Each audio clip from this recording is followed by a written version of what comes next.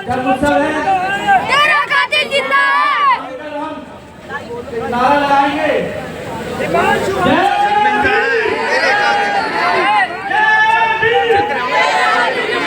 Madam बाद में कर लेना, लेट हो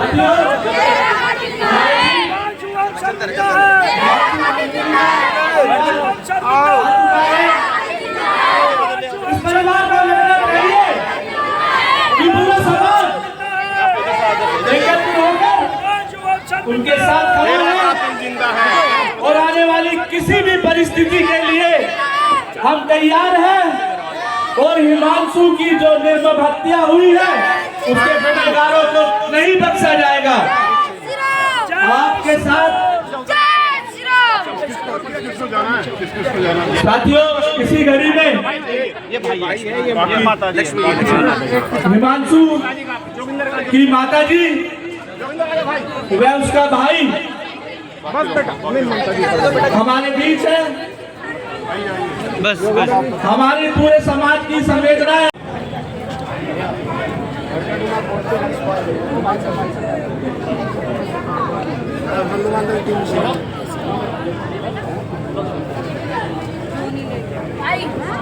इसी कड़ी में हम सबके प्रेरणा सुनिए। दीपांकर जी महाराज हमारे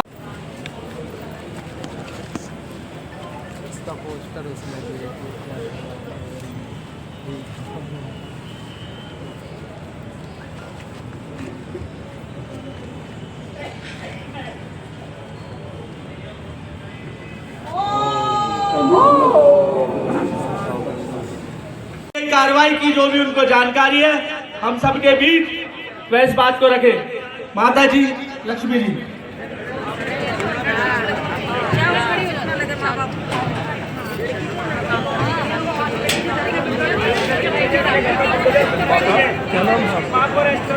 मैं पीयूष कुमार संपूर्ण भालूज देख रहे हैं आप। देश भर में लगातार हिंदुओं की हत्याएं इस वक्त आम बात कहें तो हो रही है। अभी मैं गोकुलपुरी के क्षेत्र में मौजूद हूँ। यहाँ पे मैं इससे पहले भी आया था। जो हिमांशु नाम के व्यक्ति को मारा गया है, जान से मारे, वो भी धोखे से चक्कों से घोंप के मारा गया था। इस वक्त हमारे साथ उनकी माता जी और कुछ महिलाएं और मौजूद है। माता जी, नगर में हुआ हो, गाजीपुर में, सीमापुर में हुआ हो, कहीं भी हुआ हो, समाज उतरता है। आप में से कितने लोग चाहते हैं कि समस्या का करें? अगर अभी सुनवाई नहीं हुई तो आगे किसी की सुनवाई। आपकी समस्या का सरकार के पास में नहीं है। कहीं ना कहीं अब मांग किस चीज की हो रही है? आपका समाधान आपके पास में है। ये योजना के तहत आती हैं और जाती हैं। आज इस दल की, कल को किसी और पुलिस अफसर आते हैं, जाते हैं, जो बदलते रहते हैं, इलाके जाते हैं पुलिस के से आगे। लेकिन ये सभा हम सबका अनुभव है। ये पिछले 40 साल से की घटना है। पिछले 10 साल से क्राइम बढ़ रहा है, इसकी बहनें बनाई जा रही है, मगर क्राइम कम नहीं हुआ। योजना में पूरा परिवार सरकारें आई, परिवार है, पूरा परिवार का योजना, मगर क्राइम खत्म नहीं हुआ। वजह लगातार ऐसी घटनाएं, कोई कारण जब समाज के नेतृत्व है क्या? जब समाज में रहने वाले सभी बंधु जुर्म को देख करके आंखें बंद रखेंगे, बढ़ेगा। जब यहाँ हो रही हैं, जब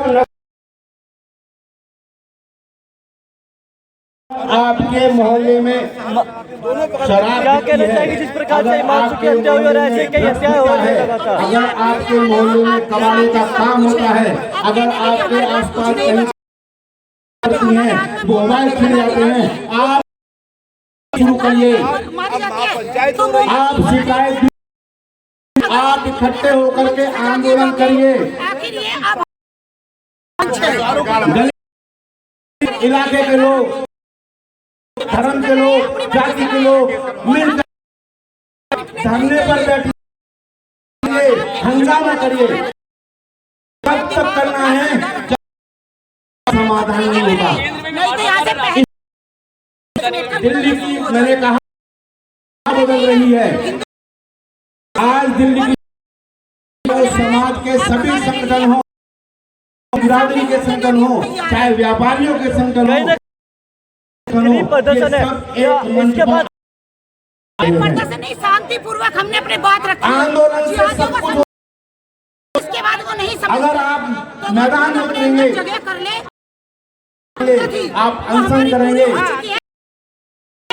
आप घेराव करेंगे, चाहे सीएम का घेराव हो, चाहे एसएम का घेराव हो, चाहे कमिश्नर का घेराव हो, चाहे एसएचओ का घेराव, आप करिए। आवाज सुनने की हिम्मत जुटा नहीं पा रहा यार। क्या बोलूं, क्या कहूं कि हमारे भाई को निर्ममता से मार दिया गया और हम लोग अपनी आवाज भी नहीं उठा सकते, और ये देश की राजधानी का हाल है। मैं कहता हूं इससे ज्यादा डूब मरने की बात कुछ नहीं होती। कुछ भाई ये भैया ताली मत बजाइए, ये ताली बजाने का विषय नहीं है, यह विषय सोचने का है।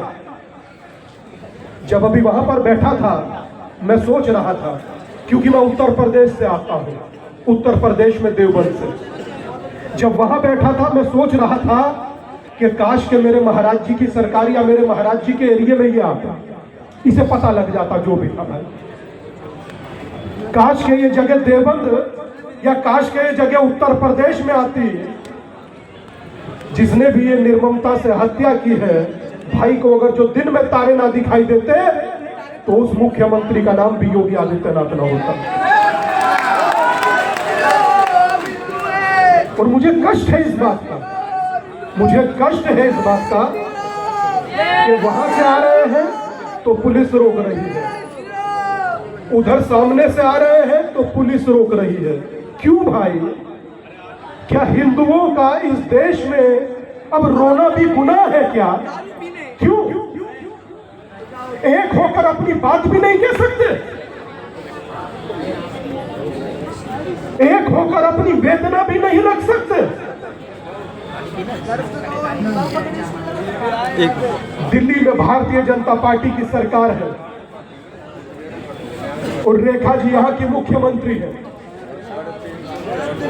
अगर जो रेखा जी हम लोगों के हाथ जुड़े हुए आपको अगर दिखाई दे रहे हैं, इस मीडिया के माध्यम से कहूंगा, इसमें ये भी दिखाओ ना, इस भाई को न्याय दिलाने का काम करें। ये मेन चीज दिखाने रहे तुमने। हटा यार, इस भाई को न्याय दिलाने का काम करें। अगर इस मां से आंख में आंख मिलाकर बात कर सकते हैं तो इनके आंसू पूछने का काम करें। कब तक हिंदू देश की राजधानी में नरसंहार का शिकार होता रहेगा? लाइव चल रही है भाई, कश्मीर में हुआ टीवी पे तो देखो, हम लोग कश्मीर छोड़कर दिल्ली आ गए। टीवी पे जाके देखते हैं ना। बांग्लादेश में हो रहा है तो हम बांग्लादेश छोड़कर उत्तर प्रदेश या हिंदुस्तान आ रहे हैं। कल मुर्शिदाबाद में हो रहा था पलायन तो दिल्ली आ रहे हैं। अब दिल्ली में अगर जो नरसंहार होगा तो हम कहां जाएंगे भाई साहब बताइए? है कोई रास्ता? यकीन मानिए आप सभी लोगों को जगाने के लिए 871 दिनों से कह रहा हूं कि जातियों में मत बंटकर एक हो जाओ भाई। अपने लिए नहीं तो आने वाली पीढ़ी के लिए एक हो जाओ। आपको कोई नहीं पूछने वाला जब तक आप एक नहीं। अगर आप एक हो तो किसी कोरे कागज पर लिख कर दे सकता हूं, किसी की हिम्मत नहीं। आपके बच्चों को तो छोड़ दीजिए, आपके जानवर की तरफ भी आंख उठाकर देख ले। अगर आप एक हो और अगर आप एक नहीं हो तो दिल्ली में प्रधानमंत्री जी ने कहा था और उत्तर प्रदेश के मुख्यमंत्री ने कहा था कि बटोगे तो कटोगे। यकीन मानिए 2023 से गांव-गांव जाकर कह रहा हूं, जब तक आप एक हो, आप सुनामी के जैसे वेग हो, और जब भी आप बटोगे इसी हिसाब से कटोगे। कुछ कहने की जरूरत नहीं है। मगर मेरा निवेदन आपसे है, मैं देख रहा हूं कि सड़क वहां तक खाली है, लोग अपनी खिड़कियों से सुन रहे हैं। क्यों भाई साहब, क्या हिमांशु आपका बालक नहीं था? अगर कहीं आवाज जा रही है तो अपने दिल पर हाथ रखकर सोचिए कि आज इस बच्चे पर आप मौन हो, कल आपके साथ होगी तो कोई और मौन होगा। रहिए मौन, रहिए मौन। अगर जो आपको मौन रहना है रहिए, मगर अपने दिल पर हाथ रखकर पूछिए कि आप अपने भाइयों के साथ न्याय कर रहे हो? क्या यही न्याय है? यकीन मानिए ये न्याय नहीं, ये अपनी ही कौम के साथ, अपने समाज के साथ धोखा है, अन्याय है। मैं हाथ जोड़कर कहता हूं हिमांशु की माताश्री से और हिमांशु के पिता से, आज यहां खड़ा हुआ हर हिंदू कहीं आपको जरूरत पड़ेगी तो चट्टान की तरह आपके साथ खड़ा होगा, और मैं भी आपके साथ खड़ा हूं कहीं जरूरत हो। दिक्कत यह है भाई साहब, हम लोगों का याददाश्त बहुत कमजोर होता है। अभी यहाँ पर सभा समाप्त होगी, पंचायत समाप्त होगी, हम अपने अपने घर चले जाएंगे, मीडिया सुर्खियां दिखा देगा और बात खत्म हो जाएगी। नहीं, कितना दूर है भाई साहब उत्तर प्रदेश, एक बुलडोजर मंगवा दीजिएगा, एक बुलडोजर मंगवा दीजिए, इनकी रूह कांपे, इनकी 7 पीढ़ियां उत्तर दे कि क्यों मारा बच्चे को।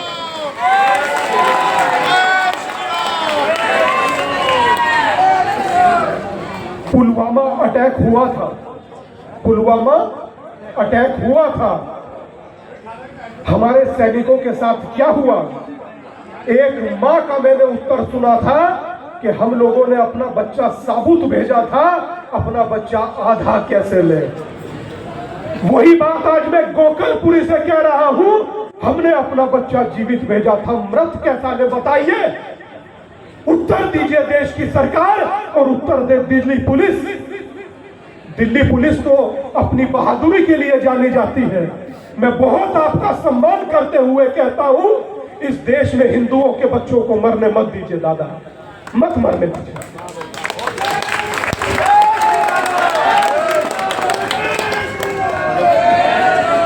एक बार आप लोग जहां बैठे एक बार खड़े हो जाइए और हाथ खड़े कर हाथ खड़ा कीजिए। जहां तक आवाज जा रही है हिंदुओं, हाथ खड़ा करो, हाथ खड़ा करो और मीडिया के बंधुओं दिखाइए कि ये बच्चे, ये लोग हिमांशु के लिए न्याय मांग रहे हैं और इन्हें न्याय दीजिए। हिमांशु को न्याय दीजिए, न्याय दीजिए, न्याय।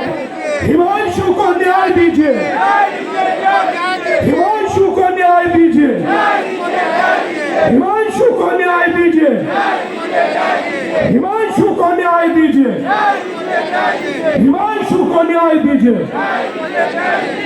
बहुत बहुत धन्यवाद आपका। बात नहीं है। पहले हमने 2 मनीष खोए सुंदर नगरी में नौजवान बच्चे, अब रोहित खोया है, 24 साल की कोमल खोई है, वे 19 साल का हमारा हिमांशु चला गया। आए दिन ये जिहादी चुन चुन के मेरे हिंदू बच्चों को, हमारे दलित समाज के बच्चों को टारगेट कर रहे हैं, कॉलोनियों में दहशत का माहौल क्रिएट कर रहे हैं कि वहाँ से हिंदू पलायन कर जाएं। तो 1-2 लोगों को अरेस्ट करने के बाद मामला खत्म हो जाता है। हमारा ये स्पष्ट कहना है कि जो कार्रवाई आज उत्तर प्रदेश सरकार, योगी सरकार इन जिहादियों के खिलाफ कर रही है, वो कार्रवाई दिल्ली में भी अब लागू होनी चाहिए। ये जिहादी पकड़े जाएं, फास्ट ट्रैक कोर्ट बने, इनको फांसी हो और इनके घरों के ऊपर भी बुलडोजर चलें, ताकि इन जिहादियों के दिमाग में ऐसी बात रहे कि हम ऐसा जनहित कांड करेंगे तो हमारा घर परिवार सड़कों पे आ जाएगा। ऐसा माहौल क्रिएट करने की दिल्ली में जरूरत है, अन्यथा आए दिन हमें ऐसी सभाएं करनी पड़ेंगी। इसमें 2 आरोपियों को अभी गिरफ्तार भी कर लिया गया, साहिल और उसके भाई को।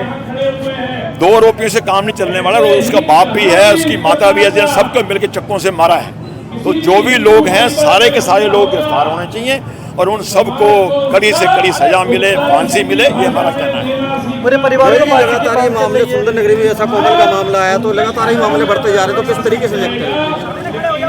इनकी जो जिहादी मानसिकता है वो दिन पर दिन बढ़ती जा रही है। उसको रोकने का एक ही तरीका है कि यहाँ सख्त कानून लागू हो, ताकि इनके अंदर डर, दहशत का माहौल बने जब दहशत डर का माहौल होगा तभी ऐसी वारदातें दिल्ली से रुक पाएंगी।